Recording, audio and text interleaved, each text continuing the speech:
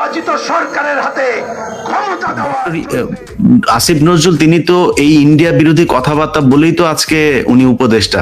আসিফ নজরুলের যদি হিরো আলমের সাথে দাঁড় করায় দেওয়া হয়, আসিফ নজরুল পাশ করে আসতে পারবে ভোটে? আসসালামু আলাইকুম সুপ্রিয় দর্শক বন্ধুরা, এবার অতি অল্প সময়ে জনপ্রিয়তা হারিয়ে মহা বিপক্ষে পড়ে গিয়েছেন আইন উপদেষ্টা আসিফ নজরুল স্যার। দর্শক বন্ধুরা, আবার শেষ পর্যন্ত তার উপর একের পর এক নানা অভিযোগের তীর উঠেছে। এদিকে আবার লাইভ টকশোতে এসে সাংবাদিক ইলিয়াস হোসেন আসিফ নজরুল স্যারকে নিয়ে এমন কিছু সমালোচনা করেছেন, তিনি হিরো আলমের সাথে তুলনা করে বেশ কিছু গুরুত্বপূর্ণ কথা বলেছেন এবং সেই সাথে তিনি বেশ কিছু কটাক্ষ করেছেন।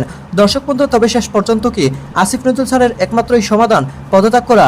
দর্শক বন্ধুরা, এদিকে রাজপথে এসে বর্তমান উপদেষ্টাদেরকে নিয়ে বেশ কিছু কঠিন হুঁশিয়ারি দিয়েছেন বেশ কয়েকজন ব্যক্তি। তো দর্শক বন্ধুরা, চলুন আমরা প্রথমে আসিফ নজরুল স্যারকে নিয়ে সাংবাদিক ইলিয়াস হোসেনের সেই সকল কথাগুলো শুনে নেই। অবশ্যই পুরো ভিডিও দেখবেন, তাহলে এই সকল বিষয়গুলো পরিপূর্ণ বুঝতে পারবেন। ডক্টর আসিফ নজরুল উনি ওনার ফেসবুকে একটা পোস্ট ভাইরাল হয়েছে, সেখানে তিনি আগে 2019 সালে বলেছিলেন যে 500 টন দিয়ে বিস্ময়বোধক চিহ্ন দিয়ে লিখেছে 500 টন পাঠানো হচ্ছে ভারতে। ডক্টর আসিফ নজরুল তিনি তো এই ইন্ডিয়া বিরোধী কথাবার্তা বলেই তো আজকে উনি উপদেষ্টা। আসিফ নজরুলের যদি হিরো আলমের সাথে দাঁড় করায় দেওয়া হয়, আসিফ নজরুল পাশ করে আসতে পারবে ভোটে? আমি মনে হয় না যে সে পারবে ভোটে পাশ করে আসতে। সো কেউ যেন চেয়ার পাওয়ার পরে ভুলা যায় না। আসিফ নজরুল, আমি আপনাকে নিয়ে কোনো বাজে মন্তব্য করতে চাই না, বাট খুব ভালো করে জানি হু ইজ আসিফ নজরুল। আপনি কোত্থেকে উঠে আসছেন? আপনি কিছুদিন আগে দেলোয়ার হোসেন সাইদিকে আপনি একটা লিখেছিলেন 86-এ যে একজন ধর্ম ব্যবসায়ীর উত্থান, সেটা লিখে কয়দিন আগে আপনি সেটা ক্লিয়ারিফাই করেছেন যে আপনাকে নাকি, ওর নাম কি ওই যে ঘাতক দালাল শাহরিয়ার কবির নাকি ওনাকে বুঝিয়ে এটা করেছে, উনি বুঝেন না। উনি তখন দুদু খান, উনি বুঝেন না কিছু, ওনাকে বুঝিয়ে এইভাবে শাহরিয়ার কবির ভুল বুঝিয়ে ওনাকে সেটা লিখিয়েছেন। তো আমরা সাংবাদিকতা করে এসেছি, আমরা জানি যে মাহমুদ ভাই একজন সম্পাদক, উনি যদি আমার মতো একজন রিপোর্টারকে যদি একটা অ্যাসাইনমেন্ট দিতেন যে ইলিয়াস এটা নিয়ে কাজ করবা, দেখো এটা কি কি, ওইটার তথ্য আমার কাছে সব, উনি হয়তো একটা আইডিয়া দিতে পারতো বা ওনার কাছে কোনো এভিডেন্স থাকলে সেটা দিতে পারতো, ইলিয়াস এই যে দেখো এটা আছে, এটা নিয়ে দেখো। আমাকে ইনভেস্টিগেট করতে হয় যে আমি এটা নিয়ে কি বলবো, কি হবে, সেটার সম্পূর্ণ দায়িত্ব আমার। এখন আপনি বলছেন যে শাহরিয়ার কবির আপনাকে বুঝিয়েছে, আর সেটা তাহলে হাউ অ্যাবাউট ওই যে এই জাহানারা ইমামের সময় যখন করছিলেন, ঘাতক দালা নির্মূল কমিটির সাথে যখন করলেন, এগুলো আমরা জানি। আসিফ নজরুল আপনি কে? আপনার এই শিল্পকলা একাডেমিতে ডিজি করাতে, আপনি নিয়োগ দেওয়াতে, ওইদিকে আপনার শাশুড়ি শাওন আপনাকে কংগ্রাচুলেশন জানিয়ে ফেসবুকে স্ট্যাটাস দেয়। আমরা তো জানি শাওনকে, শাওন তো সেই ব্যক্তি যে কিনা জীবনে মুক্তিযুদ্ধ দেখি নাই, পদ্মা সেতু দেখেছি বলে পোস্ট করেছিলেন। এই তো সেই শাওন। এই শাওন সে যে কিনা এই দেলোয়ার হোসেন সাইদি মারা যাওয়ার পরে যেখানে একজন আওয়ামী লীগের ছাত্রলীগের কর্মীরা পর্যন্ত তার পক্ষে পোস্ট করে পদ হারিয়েছে। সেদিন আপনি এই দেলোয়ার হোসেন সাইদিকে নিয়ে যে জঘন্য কুরুচিপূর্ণ ফেসবুকে পোস্ট করেছিলেন, সেটা এখনো পর্যন্ত ফেসবুকে আছে।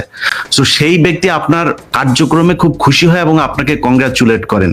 সো আসিফ নজরুল, আমরা জানি আপনাদের বারবার যাইতে হয় এমন এমন জায়গায়। এর আগে আপনি একবার গিয়েছিলেন হচ্ছে রোকেয়া প্রাচীর কাছে, আর তারপরে আরো বিভিন্ন জায়গায়। তো ব্যক্তিগত ওই বিষয়গুলো আমি আসিফ নজরুল এন্ড আরো কিছু উপদেষ্টা আছে যাদের ব্যাপারে আমাদের কাছে অনেক তথ্য এসেছে, আমি এগুলো নিয়ে আলাদা করে এক্সক্লুসিভ একটা অনুষ্ঠান করব। আমরা আজকে এই বিষয়টা নিয়ে খুব বেশি দূর না যাই, এবং আমার মনে হয় যে ইউ আর কারেক্ট। এবং ধরেন যে আরেকটা বিষয় আমি আমি একটা বিষয় অ্যাড করি, যে ধরেন ঢাকা বিশ্ববিদ্যালয়ে যে ছেলেটাকে পিটিয়ে মারা হলো, প্রথম আলো সহ বেশ কিছু পত্রিকা, মানে যারা পিটিয়ে মারলো তারা কিন্তু ছাত্রলীগের নেতা কর্মী ম্যাক্সিমাম। কোথাও কিন্তু ছাত্রলীগের নামটা ব্যবহার পর্যন্ত করা হচ্ছে না। মানে আপনি দেখেন যে মানে পরিকল্পনাটা কত গভীরের পরিকল্পনা। মানে এটা যদি ধরেন জামাত শিবির ছাত্রদল হইলে কিন্তু ধরেন হুলুস্থুল হয়ে যেত। কিন্তু না, আসিফ নজরুল আজকে উঠে আসছে কোথায়? আসিফ নজরুল তো এই ঢাকা বিশ্ববিদ্যালয়ের ছাত্রদের সাথে সে দু এক জায়গায় গিয়েছে, এই জন্যই তো আমরা তাকে পছন্দ করি, তাই না? ওইখান থেকে তার তো উচিত ছিল সেখানে ছাত্রদেরকে নিয়ে যাওয়া, কি হয়েছে, কি ঘটনা, কি কোনো ব্রিফিং নাই এটার ব্যাপারে।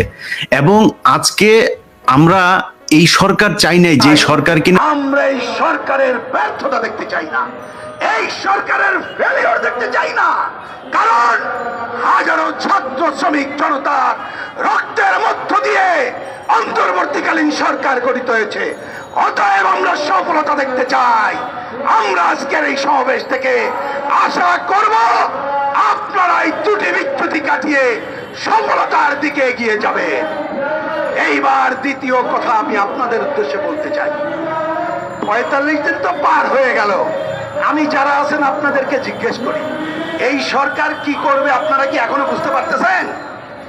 পারতেছেন? আমাদের বোন মাথা নাড়ায় বলল বুঝতে পারতেছে না। একজন আমি ডক্টরেট ডিগ্রি আলো, তাকে জিজ্ঞেস করেছিলাম, টেলিভিশনে যান, ভাই আপনি আমার একটু বলেন তো, আমরা একটু কম বুঝি, সরকার কি করবে আপনি জানেন কিনা? বলে আমিও জানি না। তা আমার শ্রমজীবী মানুষ জানে না, আমার ডক্টরেট ভাই জানে না। তাহলে ওইখানে তো ডক্টরেটটা বসে আছেন। আপনাদের দায়িত্ব হলো কি করবেন জনগণকে জানান। মনে জনসভা থেকে বলতে চাই, মনে রাখবেন আপনারা রেভলিউশনারি সরকার না, মানে একটা বিপ্লবী সরকার হয়।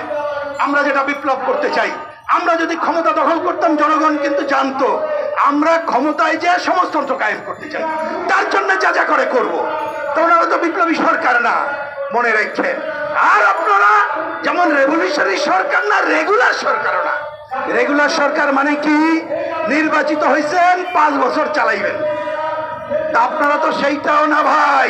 তাহলে আপনারা অন্তর্বর্তীকালীন সরকার। তবে অন্য সময়ের থেকে আপনাদের দায়িত্ব আর একটা বেশি। সেটা কি? আগের অন্তর্বর্তীকালীন সরকার একটা নির্বাচন করে বিদায় হতো, কিন্তু এইবার গণঅভ্যুত্থানের আকাঙ্ক্ষা হলো আর একটু বেশি। সেইটা কি? একটা ভালো নির্বাচন যেমন চাই, একই সাথে দীর্ঘদিন রাষ্ট্র ক্ষমতায় থেকে যারা বাংলাদেশের বিভিন্ন প্রতিষ্ঠান ধ্বংস করেছে, জনগণের অধিকার প্রতিষ্ঠা করে নাই, আমার শ্রমিকদের জাতীয় ন্যূনতম মজুরি দেয় নাই, ট্রেড ইউনিয়ন অধিকার ধ্বংস করেছে, বাজার সিন্ডিকেটদের সহায়তা করেছে, এইগুলো তারা ভাঙবে। বিচার বিভাগের স্বাধীনতা নিশ্চিত করবে।